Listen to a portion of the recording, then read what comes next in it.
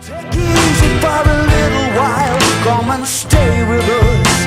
It's such an easy flight, you know places keep on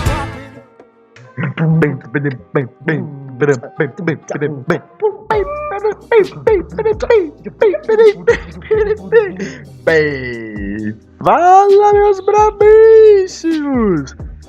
Começando mais um podcast do 1002. Estamos rolando aqui na área, vamos falar sobre princípio do design gráfico e vou apresentar nossos dois convidados aqui, Matiola Dornelas. Fala aí, Matiola. Salve, salve, rapaz! Tamo aí de volta, né? Equipamento novo, queria dizer pra vocês aí que até então o Big Louie não chegou, mas é provável que ele chegue. Correria, Sampa é loucura, não dá aqui onde a gente mora, porque, né, vocês não podem saber, como sempre. Mas enfim, equipamento novo, microfone novo, vai ser o brabíssimo! E aí tem convidado. Segundo programa, os caras já trazem convidado. Você não sabe pra onde você vai. Você sabe, você vai no podcast. Enfim, estamos aqui com a Eugênio, né? Prazer, gente! Eugênio que vai estar explicando essa parte da atuação dela na Coreia. Porque ele, ela, a gente não sabe, que o Wikipédia não define gênero, assim como ele não, né? Ela, não sei. Vai falar sobre design gráfico, de fato. A arte gráfica, eu já estou me excedendo, então vamos começar com conteúdo. Já é chuva de conteúdo, galera. É pré-ENEM aqui, é pique pré-ENEM nós. Exatamente, esse programa com viés mais educacional. Então, para começar, acho que a gente pode falar dos... O que é isso que a gente vai falar? Vamos dar uma pra galera que não sabe. Princípios do design. Basicamente, você vai aprender como você vai diagramar uma revista, qual é a melhor fonte para se utilizar em determinada situação, qual que é a melhor cor, embora nós dois temos certa crítica a essa teoria das cores, mas nós vamos abordá-la. Eugênio? Não, é que serifa é uma coisa que eu sei muito bem. Só queria falar isso mesmo. Não, obrigado, Eugênio, pela sua participação. Vocês vão ver que a Eugênio vai contribuir muito ainda para esse programa. Enfim, vamos começar agora com os 4 princípios do design. Bom, primeiro a gente pode falar da proximidade. É importante que você crie uma unidade visual. Então, tipo, você vai no cabeçalho, você tem no cabeçalho todas as informações que são de mesmo grupo, por exemplo, falar do telefone ou do e-mail da pessoa. Eles têm que estar organizados juntos. Eles não podem, por exemplo, estar, tipo, o número de telefone de uma pessoa de um lado e o e-mail do outro. Você precisa criar uma unidade. Não pode deixar ceder à desordem, ao caos. De fato. Não vai ser muito conversado, galera. É mais uma aula. Exato. E aí cada professor, né? Se a gente pode se chamar assim, acho que... Assim, eu estudei meia hora, então acho que eu já estou mais do que apto para ensinar vocês sobre isso. Galera, inclusive outra novidade pra vocês. Agora a Mi 2 está contando com um back temporário. E aí muitas pessoas podem não entender. Não, galera, a gente é contra todo uso de... A gente não faz apologia às drogas. De fato, a gente não incentiva... Eu não consigo A gente nem lembrar, sabe, mas... porque tipo, a gente é tão contra que a gente não sabe, velho. Assim, mas enfim, Foda. tem uma Beck aí, quer dar um salve? Dá um grito. Aí, respondeu. Mas Enfim, eu divagamos. Vou voltar pro segundo ponto dos princípios do design, que é o alinhamento. É preciso você organizar e dar uma sofisticação ao layout. Cada elemento precisa se relacionar com o outro. Então, se você coloca o texto centralizado, os textos embaixo é recomendável que você continue deixando ele centralizado. Questão de harmonia, né? É harmonia, exatamente. Palavra que tinha muito no material de estudo, que eu andei dando uma olhada. Sim, nos meus 59 slides que eu faço por aula, porque... Loucura, né, gente? É loucura.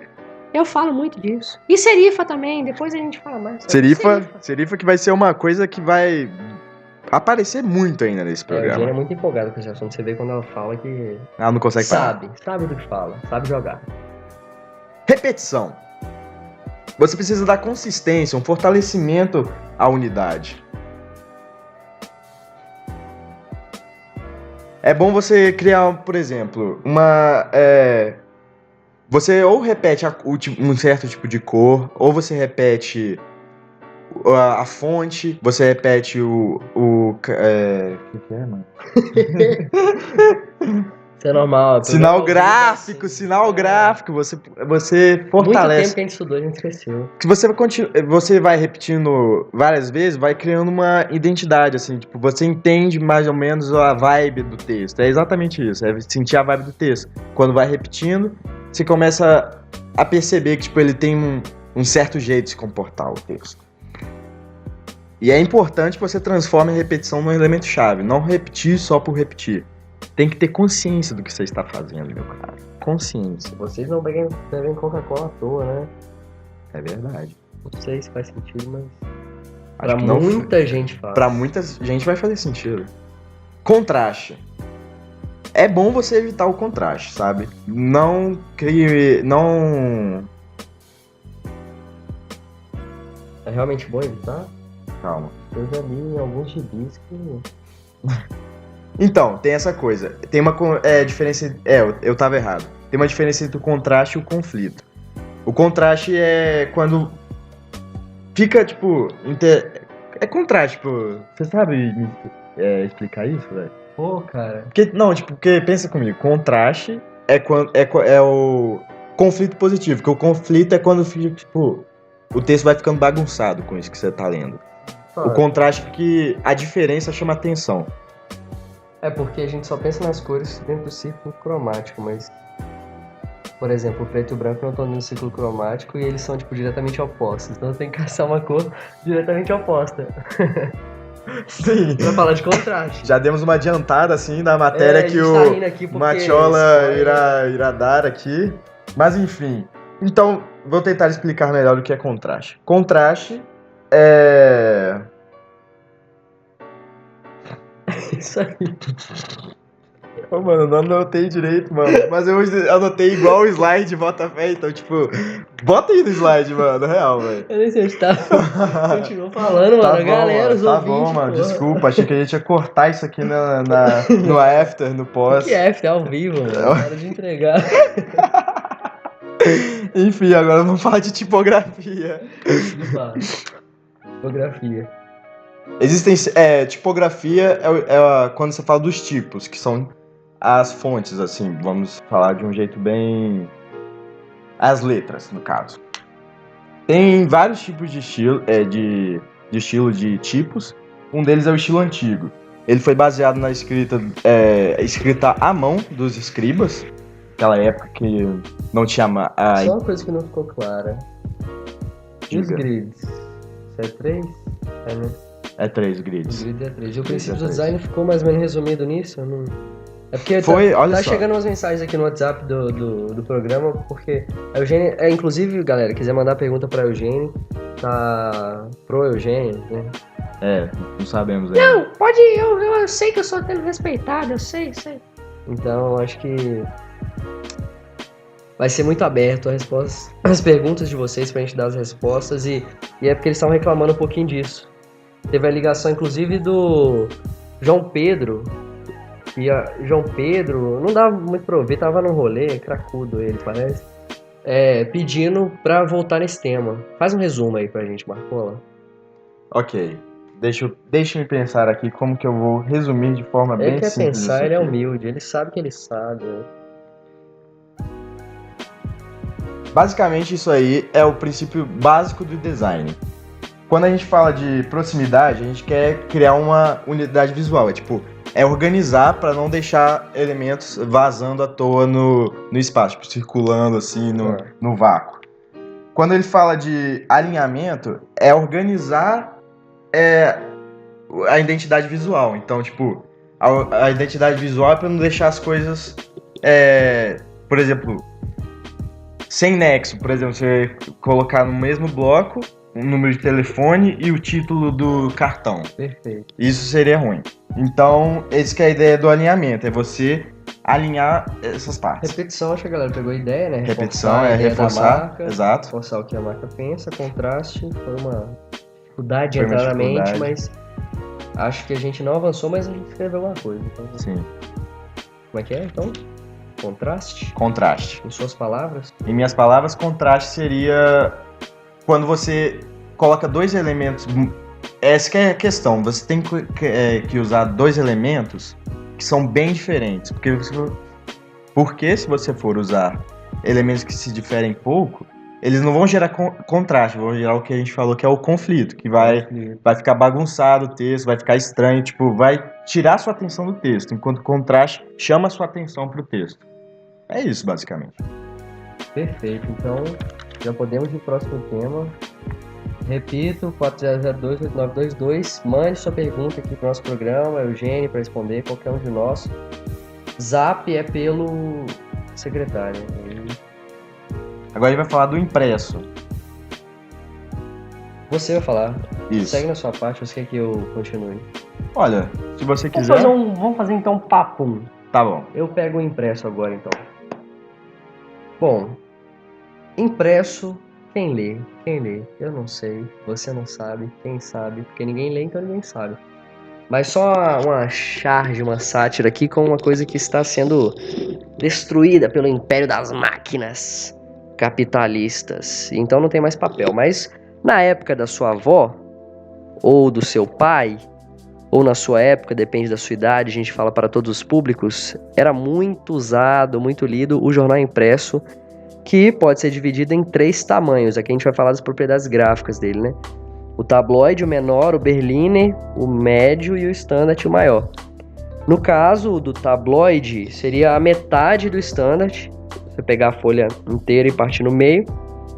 E a vantagem é que pode ser impresso em menores gráficas, tem um custo-benefício legal porque é mais barato, é fácil de manusear. Essa é uma crítica que, né, a gente tem sempre visto aí sobre os estudantes de jornalismo que estudam. É gente drogada, né? E essa questão então do bom manuseio, legibilidade, porque a letra não é porque ele é menor que a letra é menor, muito pelo contrário, no tabloide a letra é maior do que no standard. Depois a gente vai explicar por quê. E o encaixe fácil de módulos, isso é para quem vai estar editando os módulos que a gente vê que são aonde encaixa uma matéria, uma imagem, enfim. Por outro lado, é ruim para textos longos. E também tem pouca credibilidade porque a grande mídia sempre usou o standard e sempre vai continuar usando por questões de publicidade.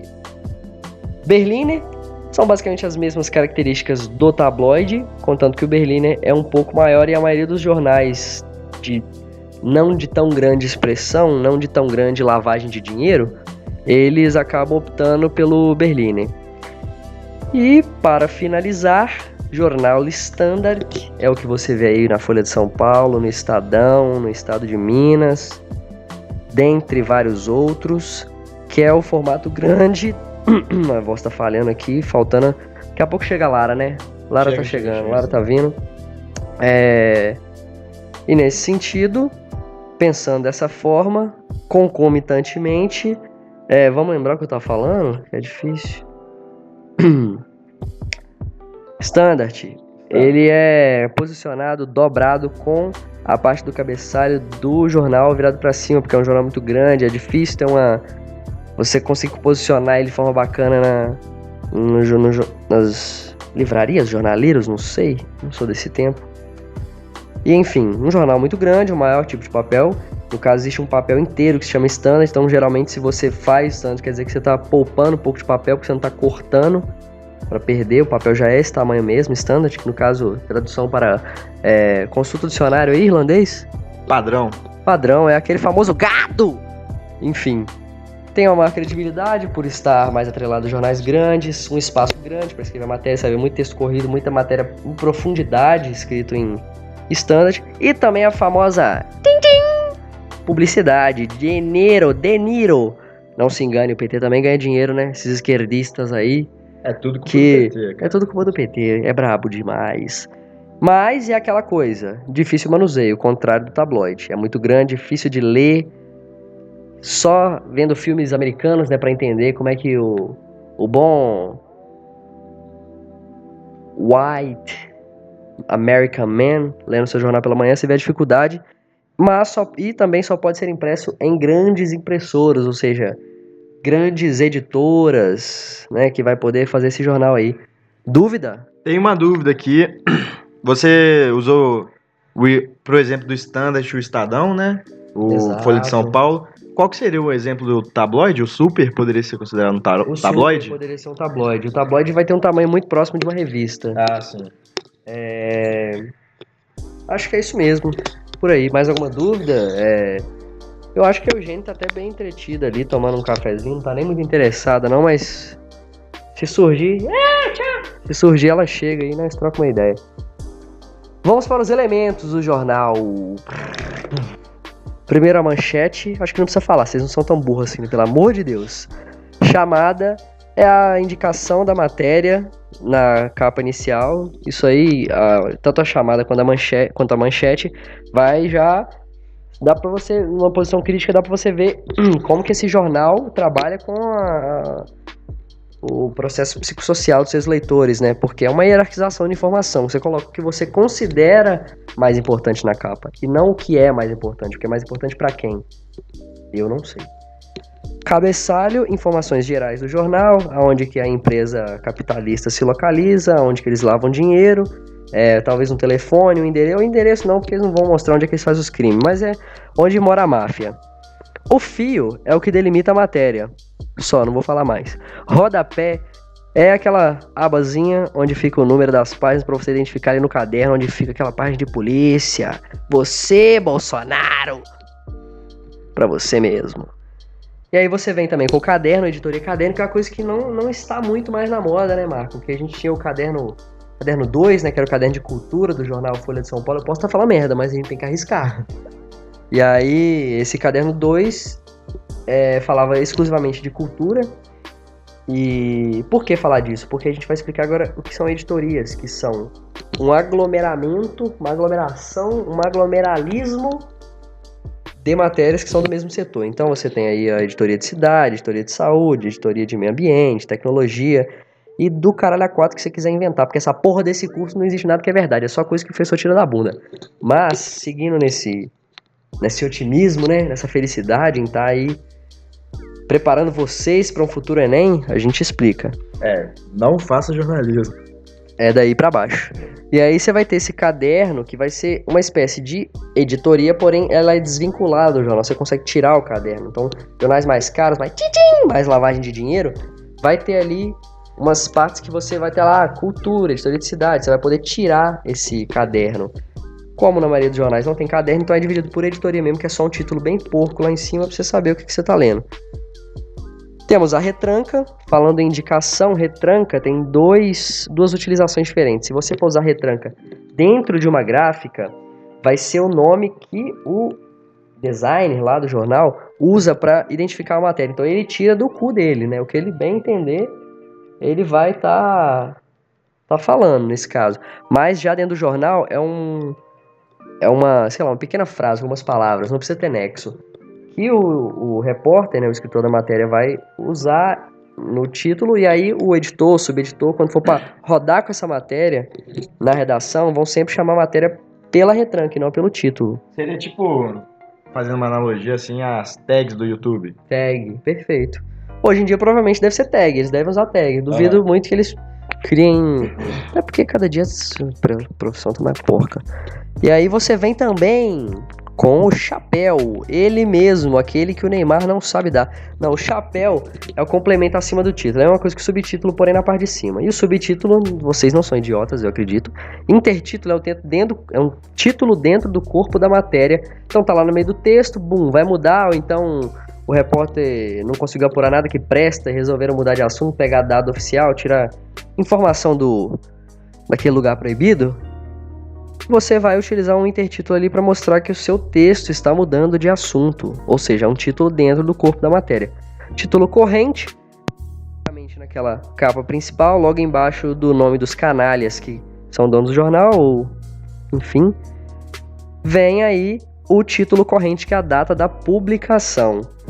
Temos também a capitular, que todo mundo conhece, todo mundo que já leu, espero que vocês tenham lido, porque se vocês não tiverem lido, vocês estão no curso certo, é isso mesmo, jornalismo para vocês. É aquela letra maior que vai identificar o início do texto, aquele ozão, né?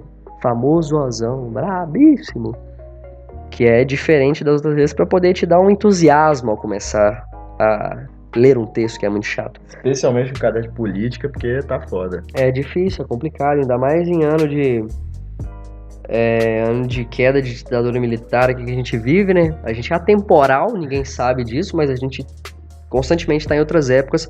Talvez por isso vocês não veem muitos vídeos da gente, mas em outros mundos a gente já é conhecido e tal. Aqui que a gente tá trabalhando ainda, porque vamos jogar a gente no Brasil, é mais difícil de ensinar. Então, onde eu estava, vamos então para o box. Box, tradução para Caixa. ela mesma, a braba. Não de cerveja, mas uma caixa com informações que vão complementar a matéria. Ou seja, provavelmente vai ser uma produçãozinha gráfica ali. Você vai, faz aquela bordinha, pum, joga o texto ali dentro, joga... O box é exclusivamente de texto, a gente vai explicar alguns outros, mas o box é basicamente para texto e você coloca isso como uma adesão de informação extra, porque você está discorrendo seu texto. Temos também o olho, que é outra forma de destacar a informação, porém, o olho geralmente não vai vir numa caixa bem delimitada, pode ser talvez só uma sombra diferente, e geralmente ele vem no meio do texto, no meio, na meiota mesmo.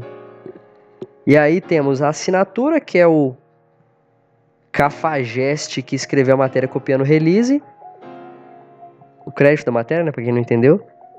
Temos aqui alguns conceitos muito bestas, né? Não, no caso eu coloquei só pra encher linguiça mesmo. Então aí a gente vai ter que falar, né? Foto, legenda e crédito. Continuo esperando que vocês, né, tenham um mínimo de ilustração. É uma forma de chamar a atenção para sua revista, não por uma foto, né, mas por um desenho bem feito, bem cartoonizado, como a gente tem aqui no ambiente, né, do House of Mewtwo, que a gente abre para expansão astral, e um dos trabalhos está justamente vinculado a desenhos.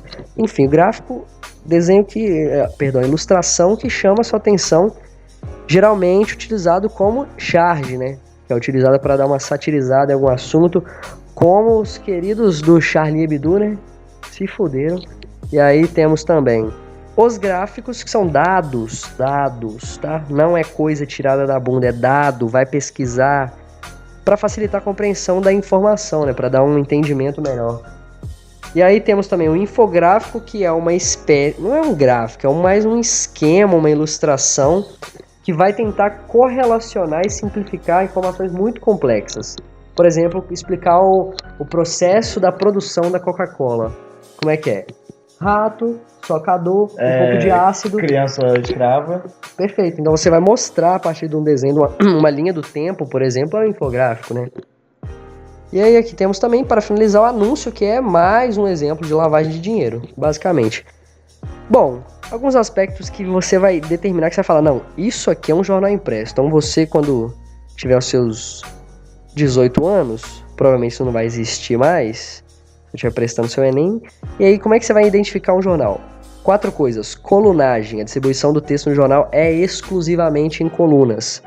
No Standard, por exemplo, são 6 colunas. Isso é só um dado aqui científico que a gente pesquisou, né? Com ratos e tal, lendo o jornal para identificar o número de colunas. Colunagem. Segundo elemento, cor, que é o que dá sentido, preenche espaço, destaca informação e enche linguiça também. Espaçamento é aquela área de respiro, aquele momento que você dá uma... No intervalo de uma para outra, você dá aquele fail brabíssimo. E para finalizar, então, colunagem, cor, espaçamento e fontes, que é a tipologia que vai influenciar na leitura, que Marcola vai poder até introduzir. Acho que até te dei um gancho, né? Acho que isso foi até... Perfeito. Inclusive, Eugênio tá incansável, já doido para falar de serifa, mas vocês já estão cansados de me ouvir. Passo a bola para você, meu brabo. Vou identificar um fail por aqui, se você não me incomoda. Opa, vai lá. Muito bem. Quando a gente fala de fonte, a gente costuma falar do tipo, que é da tipografia. A tipografia é um dos elementos mais importantes do design, já que ele é o principal elemento comunicador. Ele é a primeira coisa que você vai ver num texto, obviamente, é a letra, é a fonte que está sendo usada. Aqui a gente deu uma olhada na anatomia do tipo. Aí existem coisas como ápice, oco, barra, mas o que você tem que focar de verdade é a serifa. A serifa que vai ser a palavra-chave nesse programa, meu caro. Muito bem. O tipo... Uma dúvida que chegou aqui, tava ali lá na redação, lá busquei agora fresquinho uma dúvida que chegou aqui do nosso amigo Chico Rodelo, não conheço, mas disse ser nosso amigo, Enfim, queria que você explicasse melhor esse comecinho aí que você disse, essas coisas de oco, não é importante, mas ele ficou com uma certa dúvida, porque eu acho que ele provavelmente deve estar querendo prestar vestibular. Certo. Então, isso aí para eu poder explicar melhor, eu precisaria mostrar uma imagem para vocês. Infelizmente, a não ser que a gente coloque na pós-produção aqui, não sei se é possível, editor, é possível? É possível, então vou explicar tendo em base que vocês estão vendo a mesma coisa que eu. Muito bem, anatomia do tipo.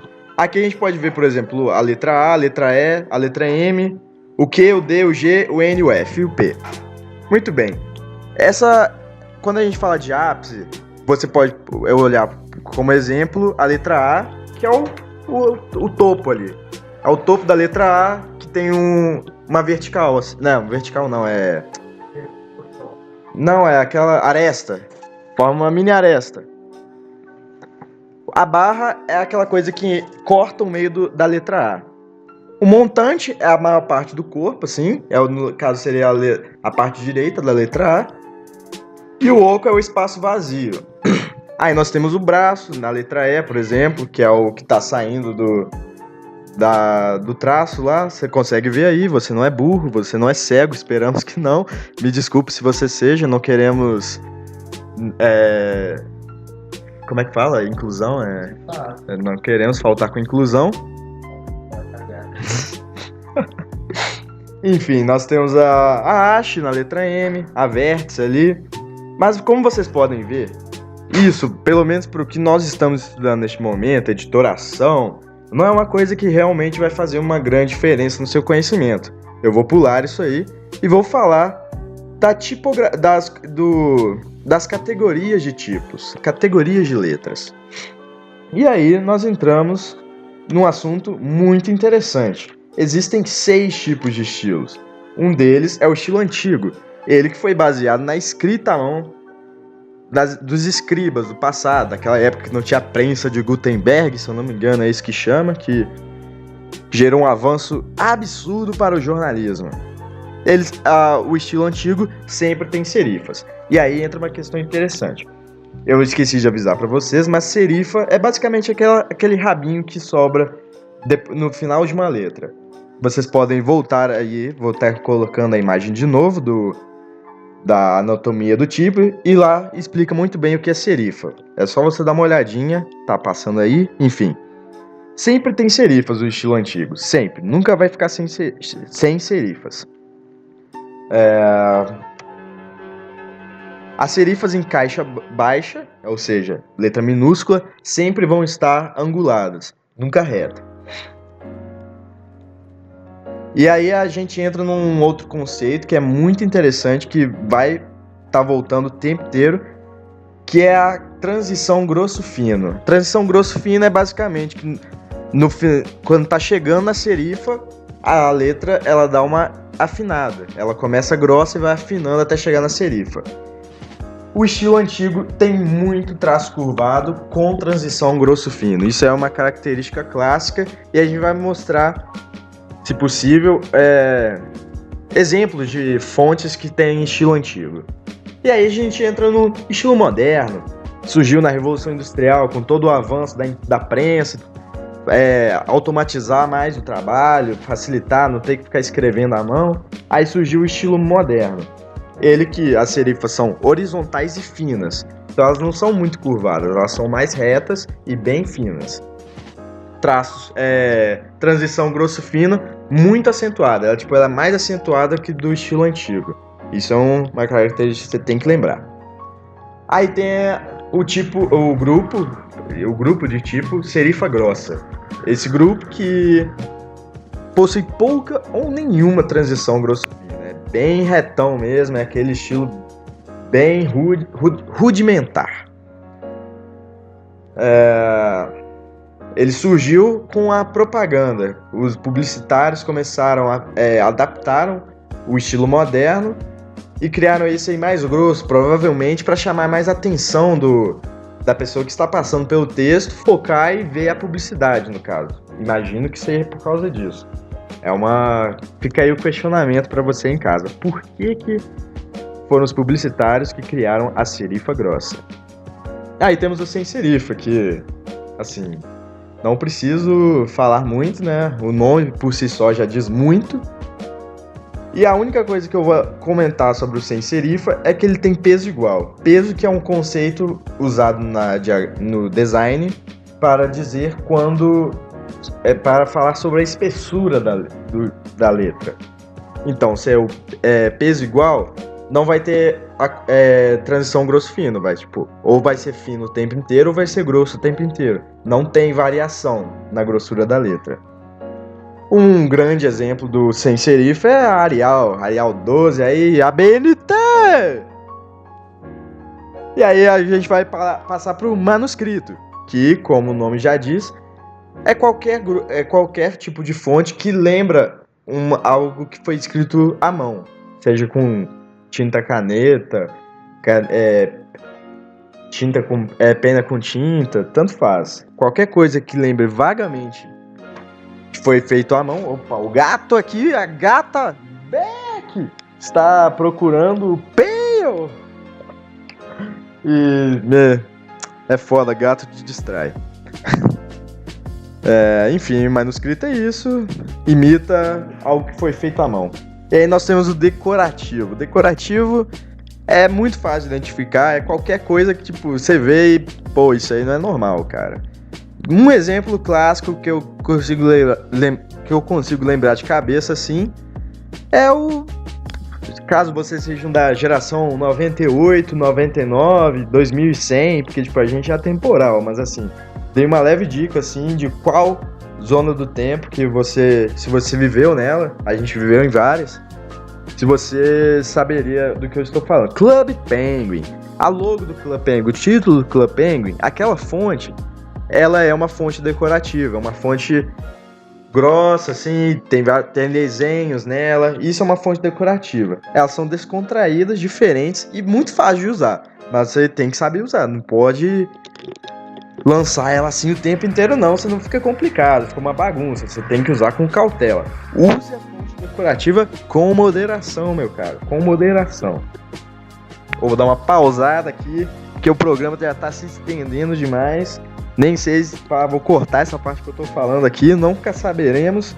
Mas é isso, daqui a pouco entra o bloco 2.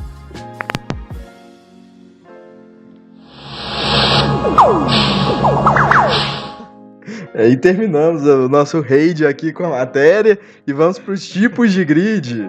Mais útil ainda. Mais espaço de respiração, galera. Área de respiro todo mundo precisa. Tá faltando natação pra galera aí. Aí temos o grid retangular, também conhecido como grid de uma coluna. É o Enem. O Enem é o grid de uma coluna.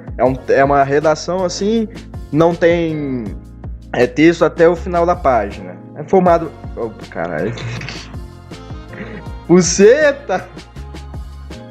Calma aí que a produção fudeu aqui. Ô produção, vou ter que xingar no programa aqui. Aí a produção voltou aqui, grids, tudo certo, deu um erro na produção aqui. Então, o grid retangular ele é formado apenas por um bloco de texto, usado para produtos com textos grandes e corridos. Corridos, o que faz sentido, redação do Enem, que é um trem corrido, sai uma merda e você tira... Corre pra sair de lá porque você não aguenta mais ficar, tá doido pra tirar uma panca. Aí temos o grid de colunas. Ele é flexível e pode ser usado para separar diversos tipos de informação. Pode ser composto por colunas diferentes para cada tipo de conteúdo. De fato. Aí temos aqui exemplos. Ninguém vai colocar uma foto desse jeito, né? Exato. Por favor, vou estender a foto toda. Aí temos vários estilos de grids aqui no nosso material disponibilizado pela nossa apuração. Esse é um tipo bem comum de revista, assim, eu diria. A gente vê muito em revista, um pouco em jornal, mas acho que chama mais atenção nas revistas mesmo, que tem mais essa liberdade de imagem, assim. E aí temos o grid modular, aí talvez a gente tivesse subestimado o poder do módulo. Vamos ver se a gente quebra. Vamos ver se os nossos ouvintes vão quebrar a cara. Quem quebrou a cara dá um like e quem não também, galera. O grid modular é uma variação do grid de colunas, porém com uma grande quantidade de guias horizontais. Quanto mais módulos, maior a flexibilidade, mas também aumenta o excesso de subdivisões, podendo gerar confusão ou redundância. Vamos pegar uns exemplos aqui. É tipo uma... Palhaçada. É, tipo... É basicamente quando um texto invade um outro módulo. Só chora. Tem exemplos aqui, não tô entendendo porque que eu tô fazendo isso na minha vida. E aí temos o grid hierárquico aí, projeto X, problemas de hierarquia aí, hein? De fato, é uma questão de hierarquia que sempre causa problemas, né? Enfim, o grid hierárquico é composto por zonas hierárquicas e divide as telas ou impressos horizontalmente. Os sites usam bastante esse tipo de grid devido ao seu conteúdo dinâmico. Os usam verticalmente, né? É engraçado. Você vê. Aqui é vertical. É vertical. Enfim, os sites usam bastante esse tipo de grid devido ao seu conteúdo dinâmico que ocorre com a leitura em telas. Aí temos exemplos aí. Porque Yahoo. entende que você, esse grid aí entende que você vai ter a possibilidade de descer essa página. Então você vai preencher essa página inteira. Um exemplo é, por exemplo, quando o idiota tira foto pra botar no stories do Instagram e tira de lado. Eu já fiz isso vários, continuo fazendo porque eu gosto. Mas fica aquele espaço vazado, ou seja, a intenção é preencher o espaço ali. Exatamente. Aí temos exemplos aqui de sites. Yahoo, iOS 7, estamos meio desatualizados aí. É aquela coisa, é atemporal. Você não sabe quanto que a gente tá. Vale pra sempre. Aí vamos entrar numa parada desconstruindo o grid. Desconstrução. É aquela questão de você tirar o seu chifre, tirar tudo, eu não vou mais ser gado. Exato. Nem sempre um conteúdo permite que a grid consiga transmitir os valores de uma forma adequada. Às vezes pode ser que necessite extrair um envolvimento intelectual mais complexo do público ou criar tipos específicos de reações emotivas. Então, não entendi bosta nenhuma isso aí. Acho que eu não entendi antes. Isso é explicar. E não ler. Nem sempre. Aí o próximo. As relações dos elementos no espaço são repensadas numa estrutura racional deformada. De fato, bem informado. Tem que ser idiota pra acreditar nessas coisas. Então, aí temos a desconstrução linguística, ela que é usada para representar visualmente uma palavra ou utilizá-la como grafismo. Ela adequa o conteúdo verbal ao contexto, Calma aí. Espaço para respiro. Todo mundo já respira, galera. Adequa-se o conteúdo verbal ao contexto desordenado do material. O texto pode ser desconstruído de diversas formas. Lacração, espaçamento, nas entrelinhas, militância, na sua espessura ou tamanho. Aí temos uns exemplos aqui, desconstruindo o grid. É uma parada mais artística, assim, eu diria. Você concorda?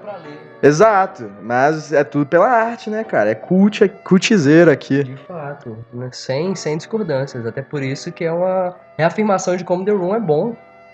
Porque quem disse o que é bom? Inclusive, nós do podcast 2002 somos fãs assíduos da obra de Tommy Wiseau. Conhecemos Tommy Wiseau, a gente vai tentar trazer ele aqui um dia pra poder estar participando do programa. É mais a questão de agenda, porque ele tá sempre fazendo nada e aí a gente precisa de um espaço nisso pra conseguir uma área de respiro pra que ele venha até aqui falar com a gente. Oh, hi, Mark. Anyway, composição ótica espontânea. É aparente o centro do... Porra é essa, mano? É aparente o centro do aleatório, muito semelhante à técnica de recorte e colagem. Altera os elementos do layout de acordo com seus contrastes visuais. O resultado depende das tensões óticas da composição. Aí temos exemplos aqui, tipo, é bagunça, né? Com contraste, ela quis dizer fazer merda e botar o nome de uma marca em cima disso pra poder falar que é arte. É rolê de publicitário, né? Rolê de desgraçado que só vende, só faz merda e acha que tá fazendo arte com isso. Desconstrução pictórica, olha só que beleza. Que você se desconstrói e abandona o seu pictório. Exatamente. Alô, Pablo Vittar. Sem machismo. Vamos cortar essa parte aqui. Que pode dar uns processos cabulosos. Representação ilusória de um tema, mantendo uma unidade de acordo com a ideia central. O grid dá lugar a uma ideia central que comanda toda a distribuição, formal ou informal. No layout, junta as variações que se dirigem a ela, as estruturas ilusivas. Outra bagunça, é só bagunça. Cartaz do Lollapalooza. Exato.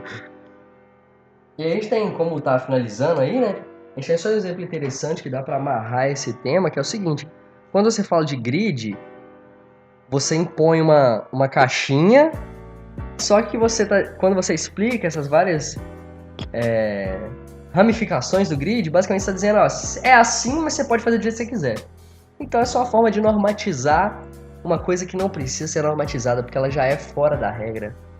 Exatamente, fica a reflexão aí. Você segue a regra ou você não segue a regra? De fato. Sendo que a regra nem existe por si só. É uma simples construção e a gente está trabalhando para essa desconstrução pictórica, né? Exatamente. Para mais desconstruções, siga conosco. Ali uma do lado da outra. E aí, o que tem? O que pega? É que elas são muito próximas, galera. Geralmente elas são compostas pela mesma matriz de cor. Se você aí já estudou música, é basicamente aquela questão como se forma um acorde. Uma tríade. Então é basicamente assim que você vai pensar na cor também. Quando você pega notas muito próximas, dá o quê? Uma leve dissonância, que é um problema que quando dois sons muito próximos, né, se tocam no espaço-tempo. Então essas cores análogas são essa palhaçada. Enfim, combinação em fendas. É uma grande palhaçada que é a mesma coisa que a tríade, porém é um triângulo mais maior, ou seja, bosta. Temos também a combinação em 4 cores. Combinação em 4, né, é um assunto talvez um pouco até pornográfico pra gente falar aqui, mas já que pedem, né, é a mesma coisa, só que você faz de 4. Então, assim, quem entendeu, entendeu. E aí, gente, a gente continua, né, nessa questão, porque a gente vai falar agora é coisa importante. Cor neutra, quente e fria. O que é isso? 50 tons de cinza, como diria o Bolo. 50 tons de tênis.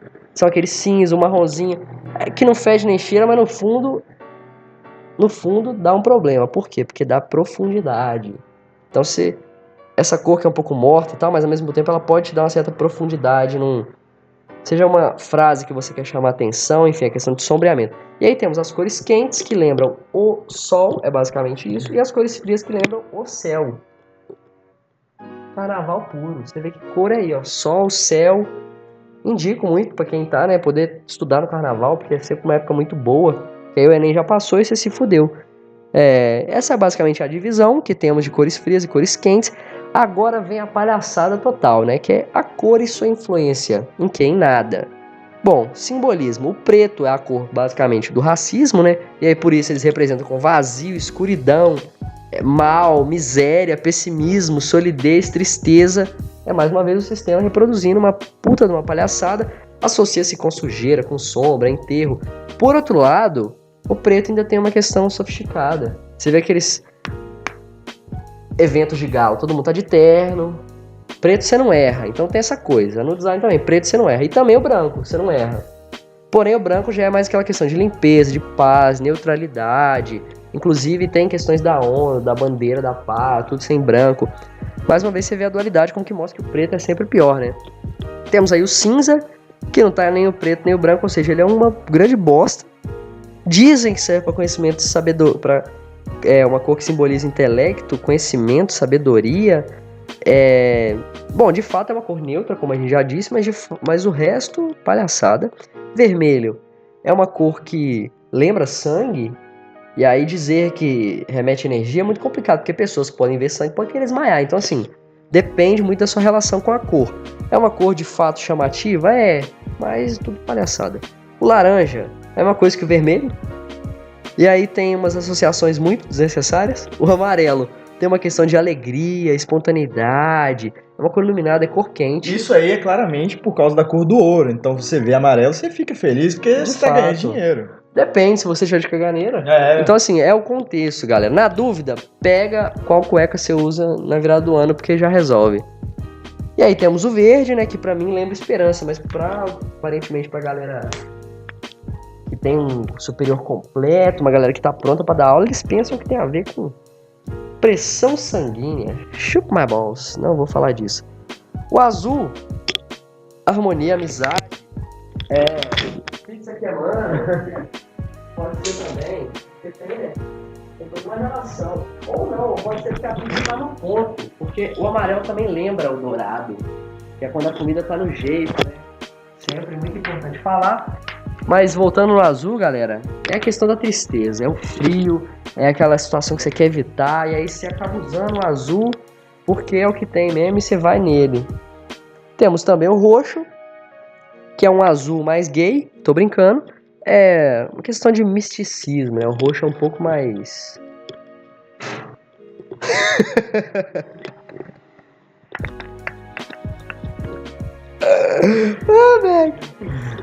Enfim, uma questão espiritual, mística, como aconteceu aqui agora, né? O gato viu um espírito, né? Falou de misticidade, o gato já fica ligeiro. É um assunto delicado pra gato. De fato.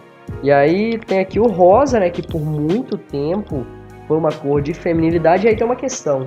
A partir do momento que você trabalha com cores, design, psicologia, você tem que ser hipócrita. Porque você vai sim usar o rosa representando feminilidade, ainda que você não concorde. Problema seu, né? É uma questão de aguentar o tranco. Então é aquela questão de flor, mulher, primavera, uma coisa mais tranquila, mais feminina do jeito machista de dizer, né? O marrom está extremamente ligado à bosta. E assim a gente termina o nosso segundo... Mentira, a gente já tá lá na frente, galera, que é tanta coisa que a gente até esquece. Mais uma rodada de informações aí, já quase aproximando a 1 hora, né? Se ainda estiver gravando, porque eu não sei, eu tô na dúvida. Acho que tá assim. E aí, tomamos um gole d'água e voltamos. Salve, seres humanos! Isso é fantástico! Voltando com o podcast do 1002. Para finalizar, adiantando já que quebramos um recorde no nosso programa, né? O segundo programa gravado e já passamos de 1 hora. Então, assim, é um recorde. O outro programa não foi 1 hora, então assim, já quebramos. Esse estereótipo de programa de 1 hora já não tem mais.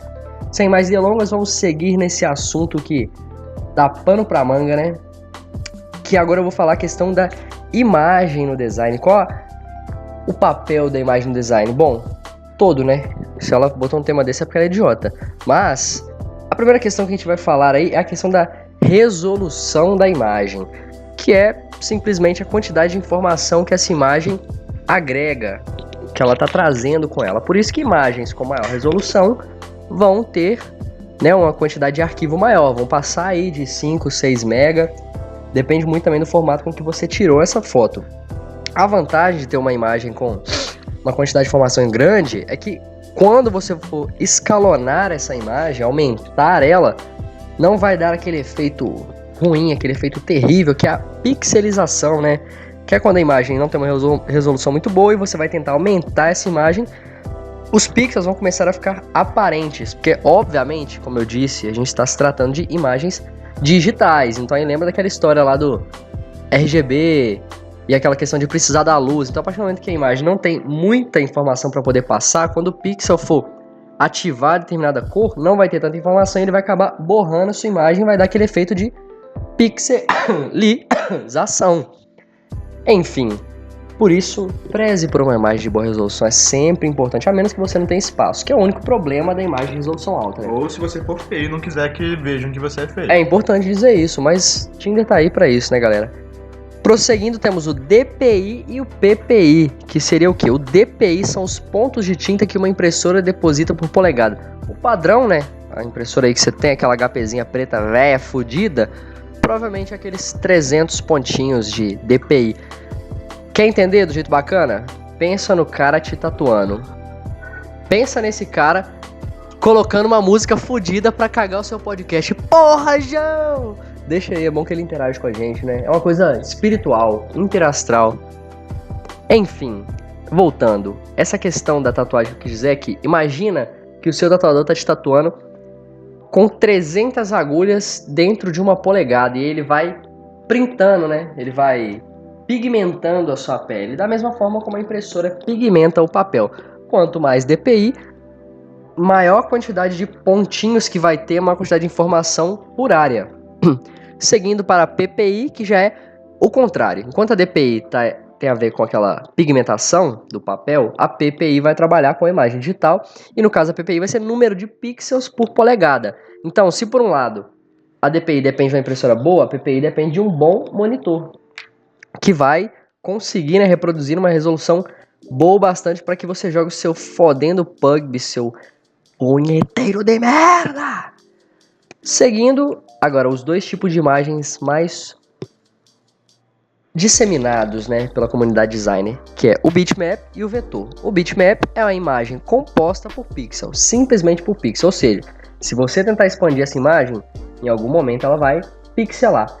Já o vetor, ele é um objeto definido não por pixel, mas por fórmula matemática, ou seja, se você escalonar isso para o tamanho da sua casa, não tem problema, porque a fórmula matemática vai se adequar a esse tamanho e não vai perder informação, porque está definido dessa forma.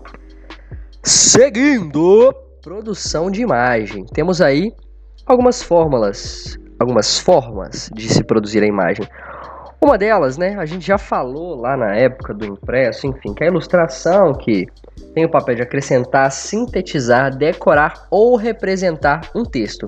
Então, a ilustração, ela tem que estar diretamente ligada à linguagem textual. É a transferência da linguagem textual para a linguagem visual.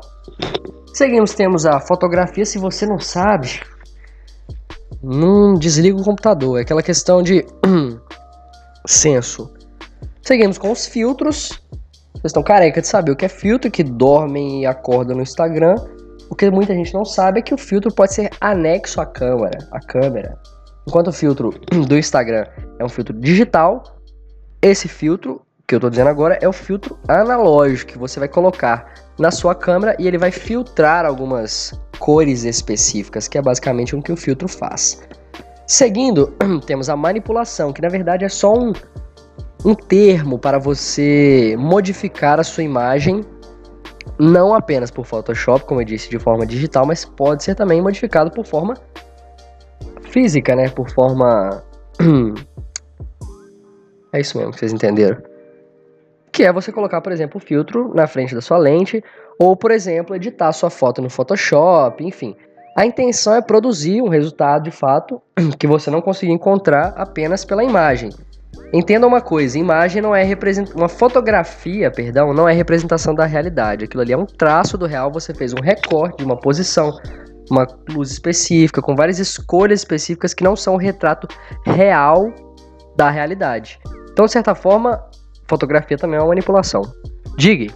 Não, é só que tô recebendo uma ligação aqui, tô com uma dúvida, eu vou passar pro ouvinte que tá com dúvida. Claro. Então, velho, porque eu queria saber esse negócio do físico, de mexer a foto, eu não entendi muito bem. Vamos ver se eu entendi. Na verdade é que o nosso ouvinte parece estar um pouco drogado, então eu acho que vou ter que explicar tudo, porque provavelmente ele morgou. Acontece. As imagens podem ser manipuladas, isso é fato. Como você manipula? Depende. Pensa na época que não tinha um Photoshop. Você poderia manipular de várias formas. Você poderia recortar uma imagem. Como é que os casais fazem? Recorta a foto ali do seu ex-companheiro e pum, acabou. Claro que não, seu idiota. Na foto vai estar você abraçando alguém, você sempre vai lembrar o animal. Manipulação sempre existiu. E o que mudou é a forma como a manipulação é feita. Hoje em dia é muito feita por Photoshop, softwares de edição. Não só a edição de fotografia, mas de vídeos, né? Enfim. Isso é tudo manipulação. O que eu estava dizendo é que a manipulação pode ser feita ainda como era feita antigamente, que é de forma analógica, de forma física, que é você colocar qualquer adereço na sua câmera. O flash, por exemplo, pode ser considerado uma manipulação.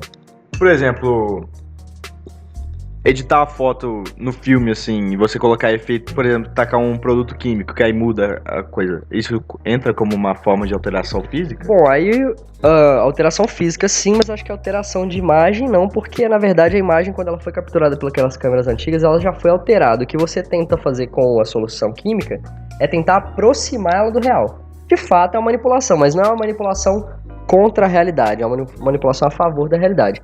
Por exemplo, o flash é contra a realidade, porque se tem uma luz específica e você está manipulando a luz, você não está sendo honesto. Enfim, acho que agora ficou claro para o nosso ouvinte, né? Mais ou menos como funciona essa manipulação, que também futuramente vai entrar um debate sobre moralidade, né, dentro da manipulação fotográfica, mas vamos seguir aqui na sequência. Fotossequência é basicamente como era feito o filme antigamente. Você fotografava e encaixava num rolo e reproduzia. Por isso dá aqueles... E a imagem não é dinâmica. É uma coisa muito idiota, só dá resultado mongol. Basicamente o que você vai fazer é clicar várias vezes e aí você vai recortar o personagem e vai manter ele no mesmo fundo pra dar essa ideia de movimento. Se quer movimentar, filma, desgraça. Fotomontagem é uma técnica em que 2 ou mais imagens são combinadas para criar uma composição, ou seja, edição fodidinha, né? Famosa edição do Projeto X. Pega uma imagem, joga um monte de PNG em cima, fotomontagem, tá aí. Lógico que tem fotomontagens boas, que inclusive já foram capa de jornais e tal. A questão é que a fotomontagem, por si só, ela já é uma farsa, ela já é uma fake news, né? Prosseguindo, a colagem, técnica muito antiga, feita por inúmeros fotógrafos e pintores, de unir uma certa foto com outra na intenção de manipular, também é uma manipulação. Hoje em dia a gente faz colagem só pela internet, obviamente, né? A gente recorta. E o engraçado é que a gente tenta remeter as colagens de antigamente, recorte. Coloca um efeito branco em volta de recorte, faz o corte mal feito aparecer recorte, mas né, é o famoso vintage de merda. Seguindo, fotograma é uma fotografia criada sem o uso de uma câmera, porém quimicamente, que é muito interessante, não vai cair na prova, mas é muito interessante, que você vai produzir essa imagem da mesma forma como uma câmera, porém você vai estar dentro da câmera, que é uma câmera escura, que não entra luz. Então você vai estar em um laboratório onde não entra luz, basicamente dentro da câmera. Dessa forma, você vai colocar um objeto sobre a folha de papel fotográfico, que provavelmente vai ser branco para poder refletir. Então você expõe a esse flash de luz vermelha, que é basicamente o disparo, que é o obturador, né?